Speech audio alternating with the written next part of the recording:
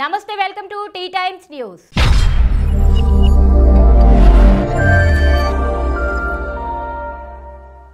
రెండు 2014లో పార్టీలో చేరినప్పటి నుంచి వేధింపులు భరిస్తున్నా, ఇక భరించలేకపోతున్నా, పార్టీకి అవసరం లేదు, వెళ్ళిపో అని చెబితే ఇప్పటికిప్పుడు వెళ్లేందుకు సిద్ధంగా ఉన్నా అని గోషమహల్ బీజేపీ ఎమ్మెల్యే రాజా సింగ్ సంచలన వ్యాఖ్యలు చేశారు. గోల్కొండ జిల్లా బీజేపీ అధ్యక్ష పదవిని ఎస్సీ లేదా బీసీ సామాజిక వర్గానికి చెందిన నేతకు ఇవ్వాలని సూచించగా, తాను సూచించిన పేర్లను పక్కన పెట్టి ఎంఐఎంతో తిరిగే వారికి ఇవ్వడం ఏంటని ప్రశ్నించారు. పార్టీలోని కీలక నేతకు ఫోన్ చేసి ఇదే అడిగితే ఆ ఎన్నిక విషయం తనకు తెలియదని సమాధానమిచ్చారు. ఆ జవాబుతో నాపై దాగి ఉన్న కుట్ర కోణం బయటపడింది. నేను ఇప్పటి వరకు బీఆర్ఎస్, ఎంఐఎం, కాంగ్రెస్ తోనే యుద్ధం చేస్తూ వచ్చా. సొంత పార్టీలోనూ యుద్ధం కొనసాగించాల్సిన పరిస్థితి ఎదుర్కోవడం దురదృష్టకరం. జిల్లా అధ్యక్షుడి ఎన్నిక అనేది పార్టీ ఎమ్మెల్యే, ఎంపీ సూచించిన వ్యక్తికి ఇవ్వడం అనేది ప్రతి చోట జరుగుతోంది. మరి ఇక్కడ నా సూచన ఎందుకు పక్కన పెట్టాల్సి వచ్చిందో సంజాయిషి ఇవ్వాలి, వెంటనే అధ్యక్షుడిని మార్చాలని రాజా సింగ్ డిమాండ్ చేశారు.